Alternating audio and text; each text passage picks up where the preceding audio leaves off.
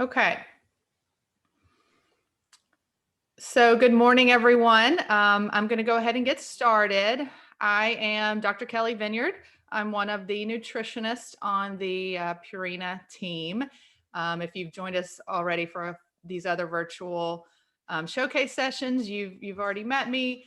But today I'm going to be presenting, and I'm going to be talking about the anorexic horse or the dysphagic horse.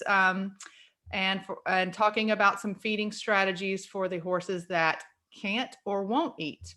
And as a reminder, we're going to be giving a lucky winner, giving away a ton of feed to a lucky winner, one of you participants today. So hold on to the end of this lecture, and we will announce that winner right at the end of the lecture. Okay, so let's get started. Just first off, a little bit about myself. I went to Auburn University for my undergraduate degree in animal and dairy sciences. I'm an Alabama native.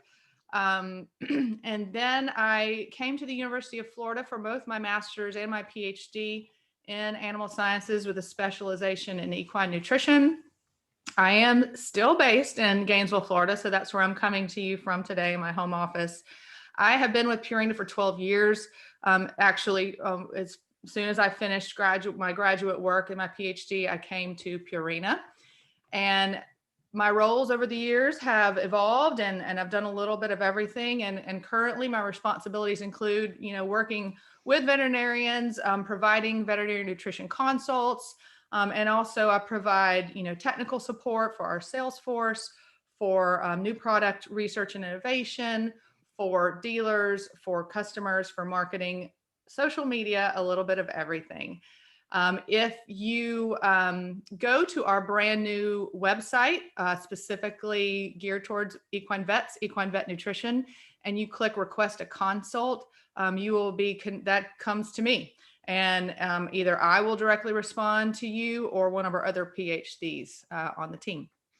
And since 2008, when I joined the team, I've been involved in the R&D process, either new product development or improvement for an existing feed for multiple Purina horse feed products. We were trying to count them up this week, and we just decided to call it multiple because it's a lot since I came on in 2008. But one of the very first products that I was involved in the R&D for is something I'm going to talk about a lot today, which is the WellSolve Well Gel. And we'll get to that in a little bit. But there are other products that you probably see and use on a regular basis, including Equine Senior, Purina Outlast, Purina Super Sport, etc. Okay, so let's kind of where I'm going to start is a little bit of kind of the horse that can still eat voluntarily. We'll talk a little bit on ways to address that horse, and then we'll move on to enteral feeding.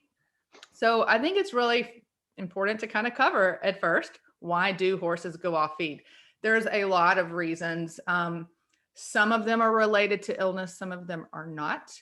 And one of the first things I just want to mention, and it's something that I do see in the field quite a bit, is if a horse will initially maybe stop eating, they seem otherwise healthy, and a lot of times horses can tell something's off with the feed. So whether that be mold contamination or mycotoxin, which is a byproduct of the mold, that's something to be taken seriously. So always check the feed itself, make sure it's not contaminated when a horse goes off feed. And even like a dirty feed pan can really put some horses off, depending on how dirty it is. And if it's not the pan, it could be the storage bin. I have seen cases like this where several horses in a barn have gone off feed, and you immediately go to looking for a medical reason, and it ended up it was raccoons that were getting into the feed storage area, and they were actually peeing on the grain. So that can happen. You can get contamination where the grain's being stored. This is another thing that I see a lot when horses kind of abruptly go off feed. Is checking the supplements. Too many top dress supplements, especially when you're like talking about maybe herbs that have a really strong smell, or even salt is a negative palatant. So that's another thing you can do really easily is if a horse goes off their daily ration, if they're getting 1, 2, 3, 4 supplements a day, which is very common, as we know, pull out all the supplements and see if it's just the palatability of that supplement that could be causing a horse to stop eating. Horses are just like us. They have preferences. They also sometimes don't like new things. So if they don't have experience with a certain ingredient, it may put them off feed initially. I actually have this picture here of our horses at our palatability research farm, or at our research farm in our palatability lab. You can see these horses have they can choose which feed they want. We have it all automated where we can weigh and look at their intake rates. We do a lot of work on horse preference at Purina.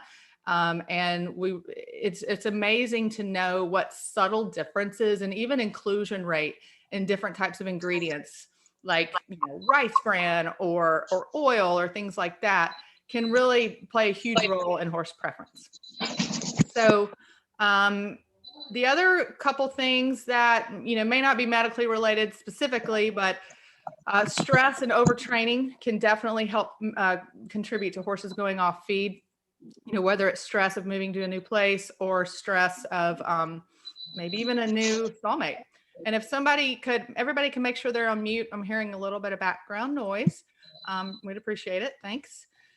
And then overtraining, this will happen a lot of times in thoroughbred race horses, or even like 3-day event horses that are in like very hard training. And sometimes the only way to kind of correct that is to back them off of their training protocols for a little while. And then finally, and kind of what we're going to focus on for the rest of this talk, are horses that are ill, are sick, whether that's due to pain or other illness that's causing pain, some type of trauma, other medical reasons, sepsis. Those are certainly things that are concurrent, and we have to address the root cause of that to help the horses heal. But there is a component to nutrition that we need to be aware of, and to how to basically facilitate healing in those cases. Sorry, I lost my place. There we go. Lost my little button. Okay, I did want to highlight, and this is from experience that we have, feeding lots of horses over the years, of some really kind of tricks and tips. If you have some picky horses, whether they're just mildly ill or, maybe they're just a super picky horse, I like to call them the fussy eater. Here are some ideas, and probably most of these you're aware of. Maybe I'll point out a couple that you've not thought about. When it comes to feed selection in particular, some of the most palatable feeds that we have in our lineup that we find, and that's not to say that other feeds are not palatable, but I tend to like to go to, the textured feeds, Omeline 400, which is beet pulp based complete feed. Many horses really like this feed. So, oftentimes if I have a horse that's just being fussy and he won't eat Omeline 400, I know there's probably something more wrong with this horse and we better look deeper. Omeline 200 is kind of a traditional sweet feed, very palatable. And even Equine Senior, again, a lot of the palatability work we've done over the years has really kind of maximized and like tweaked the palatability of that feed. And those are all some feeds that horses tend to like. Obviously green grass, that's usually one of the first things you can go to as well. If a horse won't graze, he's probably pretty sick. Straight oats, alfalfa hay, soaked beet pulp, and alfalfa cubes tend to be palatable. Some horses hate wet feed. So for those horses, that would obviously not be palatable. Bran mashes, they've been used for years and years and years. And one of the good reasons is because they're palatable, especially if you make them up with a warm mash in the cold winter. Molasses, and that sort of is incorporated. You can incorporate that into a lot of different kind of feeding situations. Did you know horses like bananas? Neither did I until, you actually go and look into some of the palatability research that's available out there. And that is one of the flavorings horses like. And then fenugreek is another flavoring that tends to increase the palatability of certain feeds. Usually it's going to be incorporated into a formula. You'll see it on the tag. And I just added the last one for fun, carrot flavored baby food. This is real. This is actually something Dr. Mary Beth Gordon has talked to me about. And in some really, certain situations, put a little bit of that on top of food, and that can tempt even a horse that doesn't want to eat. It can be tempting. So sometimes you just have to get creative, right? It's like a smorgasbord.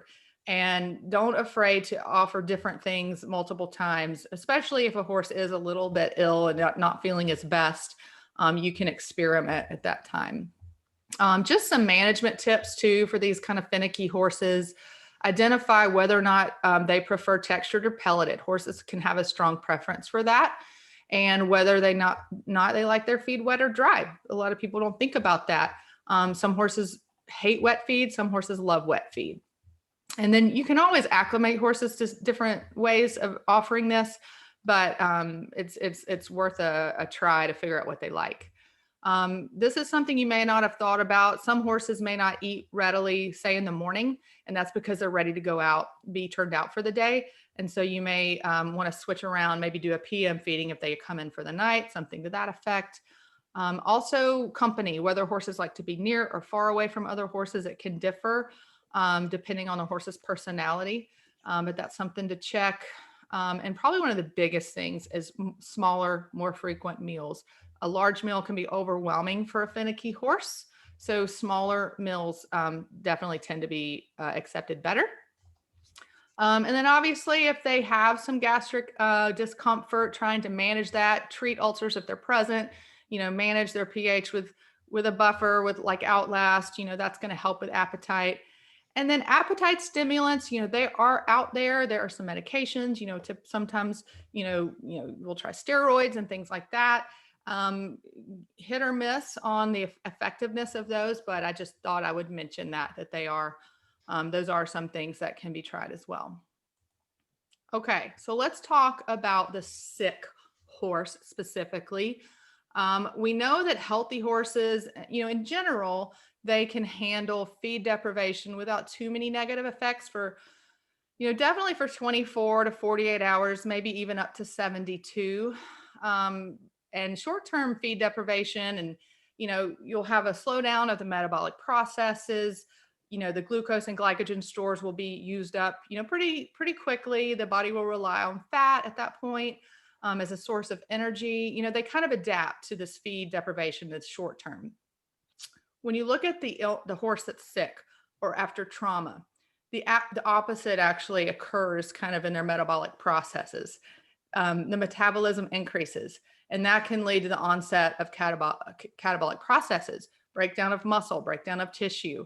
And there's a lot of inflammation going on. There's kind of a complex cascade of other things related to kind of this illness. So during this hypermetabolic state of the sick horse, food deprivation can actually, even make things worse, resulting in muscle mass loss, even more so than would be expected, just kind of when a healthy horse has been deprived of food.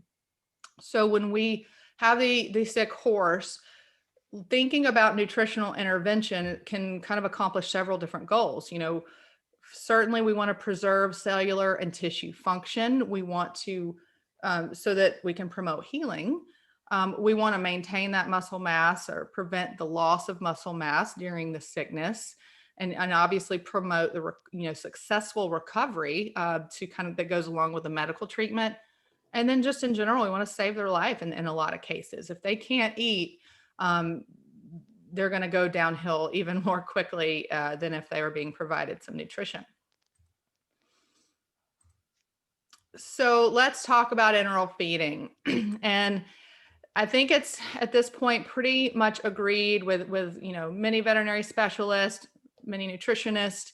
If the gut works, use it, is kind of the mantra. So, meaning if the GI tract is functional, that would be the preferred method of nutritional support. Now, if it's not, there are other, you may have to go, rely on IV nutrition and some other things, but if the gut's working, this horse is a candidate for enteral feeding, and basically you're going to provide essential calories and nutrients that are going to facilitate healing throughout that, period of time when the horse can't eat, or maybe you want to prevent him from eating. And, we know that parenteral nutrition can be very cost prohibitive in a long-term basis. And so the enteral feeding is a more cost-effective way. And probably one of the biggest advantages of enteral feeding is providing that fiber to feed those hindgut microbes. We talked about the microbiome yesterday and how important it is just for overall health and wellness of the horse. And so we want to maintain that through, providing some fiber for those microbes. So what are your options?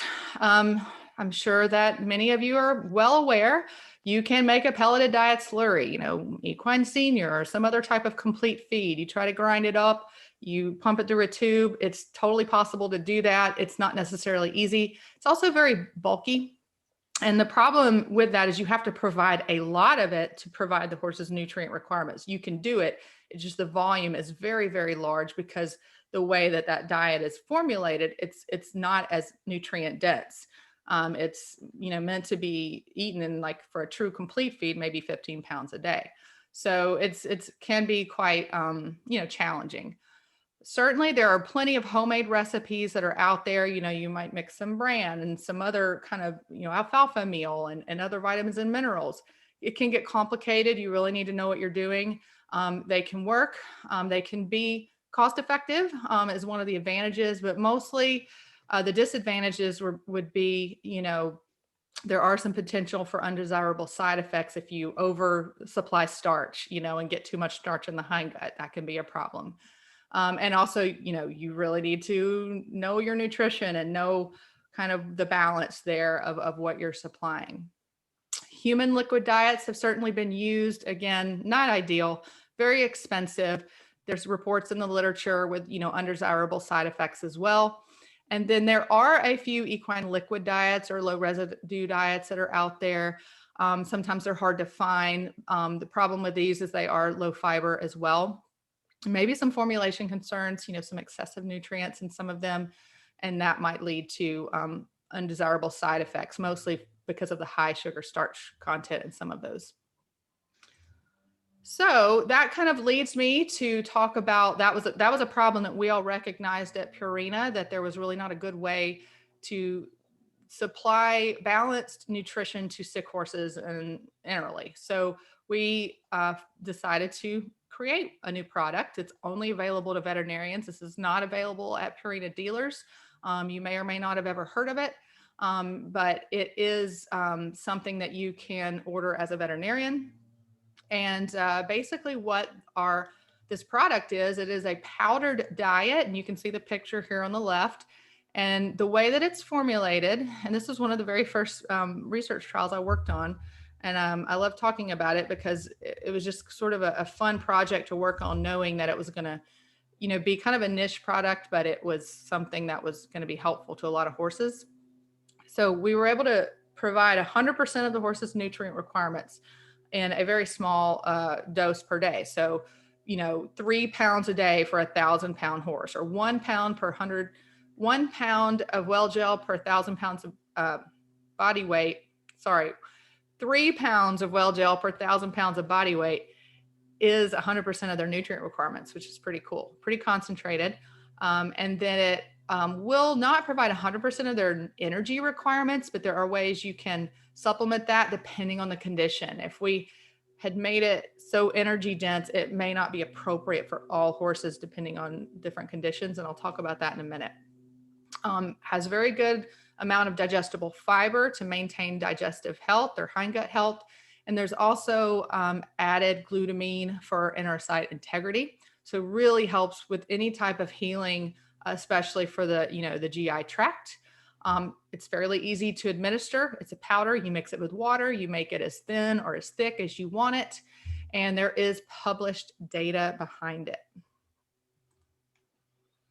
Okay, so I'm going to go through the study, this published data that I mentioned.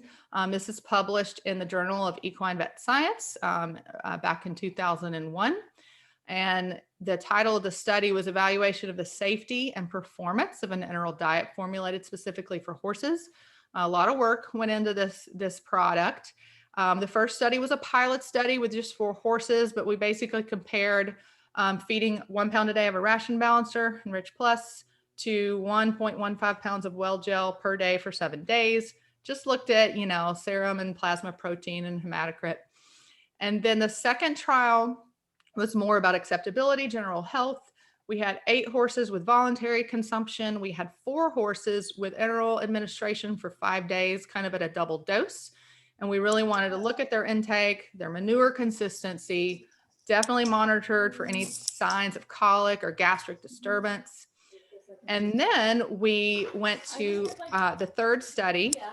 I think I'm hearing a little bit of background noise again. If everybody could make sure you're on mute, that'd be great. Thanks. But I was able to edit it and save it. I don't know if I can do that myself. So yeah, thanks. So so we also looked at glycemic response in 8 horses after enteral administration. And then finally, and probably most importantly, we sent it out to veterinary hospitals across the country. And we, all right, I'm gonna look here and see if I can handle this mute situation here. Okay, thank you. I still hear some background noise. If you're not on mute, please check your phone or your computer. So the field trial was with hospitals all across the country. We shipped out 1,100 pounds. So in the pilot study, we just basically found everything was in normal limits, which was great, and which we had kind of hoped we would see. Experiment 2, after 20 days, horses were consuming up to 5 pounds per day, which was a lot voluntarily. And then the horses in both the voluntary consumption and the enteral administration for 5 days, there was no reported incidents of colic or diarrhea, even changes in manure consistency. We did see some irritation in a couple of the horses after 5 days, which is totally to be expected. I think, long-term enteral feeding is kind of a different challenge. And we've certainly had many horses on well gel for longer than 5 days. Some have used indwelling tubes with success. And so there's other ways to kind of go about that, but that was one of the things we saw in the experiment 2. Experiment 3, we did see some slight differences. When you administer this, enterally, you can see a little bit higher insulin and glucose response. That's to be expected. It's kind of all given at one time. But these are still both considered, low glycemic response, both oral and nasogastrically, administered. And so we were able to confirm basically that this would still be appropriate for horses with sugar and starch sensitivities.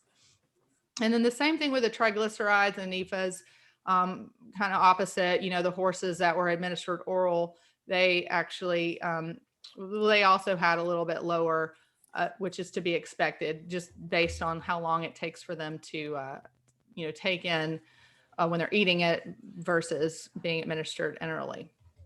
Okay, the field trial. We received data from 27 horses, which was really great. Although that was only 20% of the product we sent out. So, a lot of, but we were happy to get that back. There were a lot of horses on this on this product, ages 1 to 20 years of age. The horses that were ate it voluntarily got it up to 49 days, and the horses that were administered enterally up to 39 days.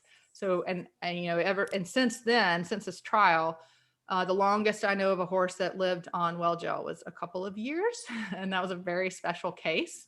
And I worked with them very closely to kind of tweak the formula, tweak some additions to that. But it's one of those things that every case is a little bit different.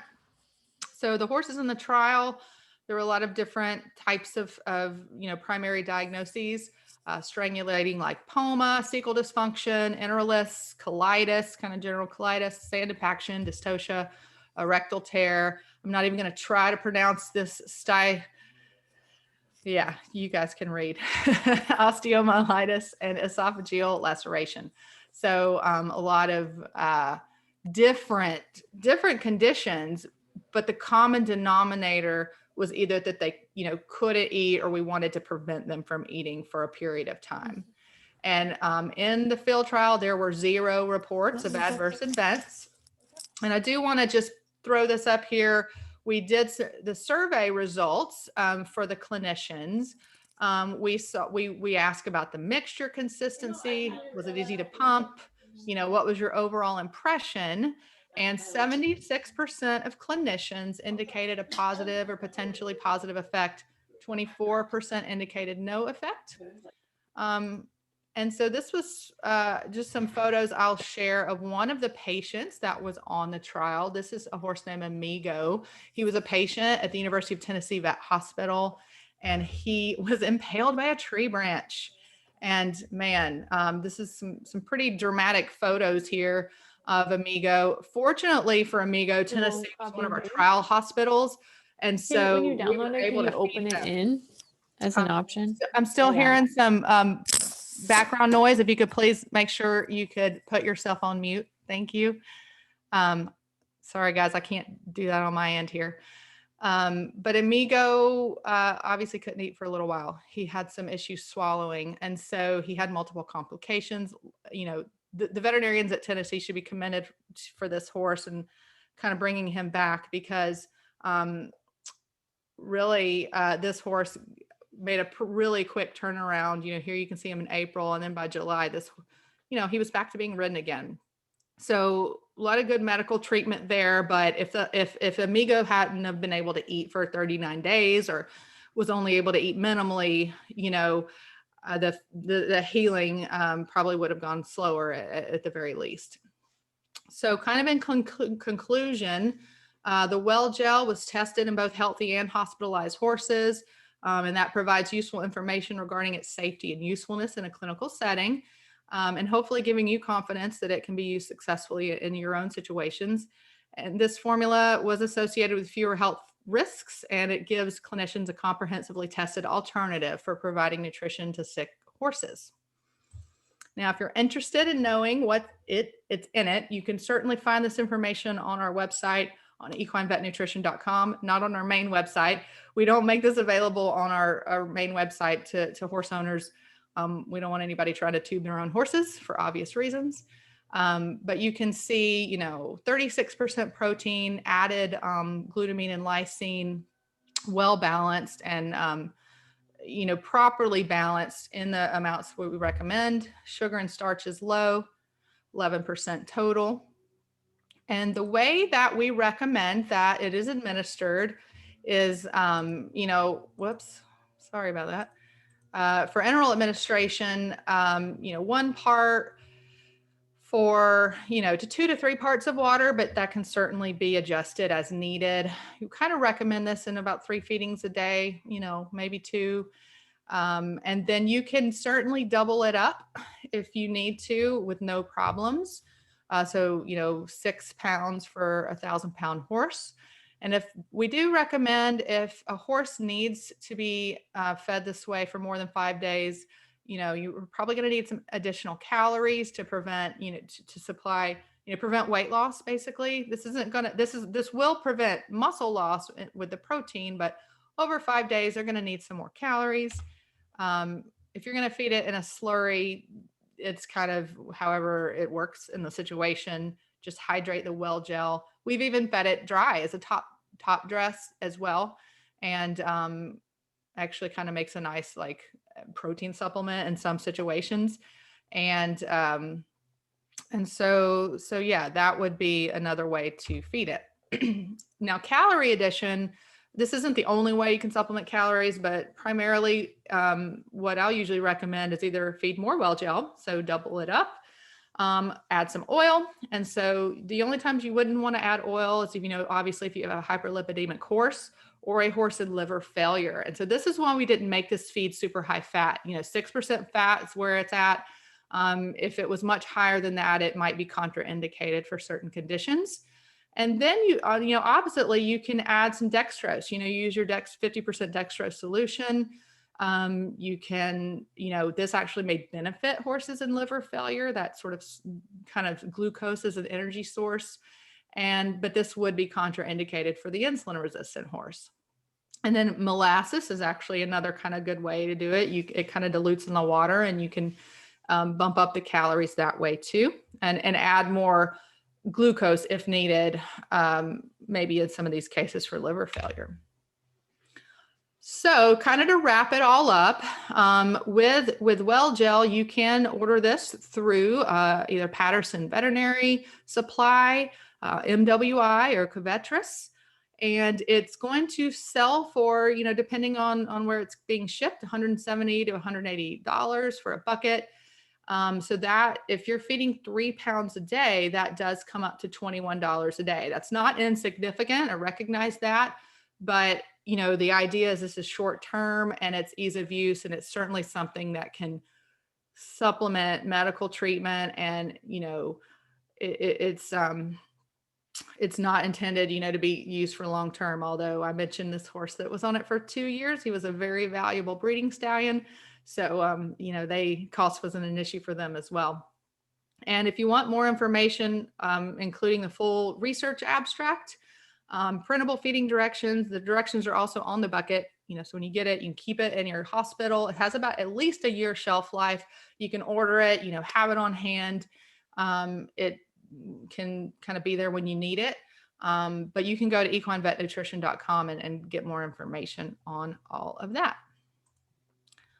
Okay, so with that, I would like to first, I'm going to end the recording here. And then I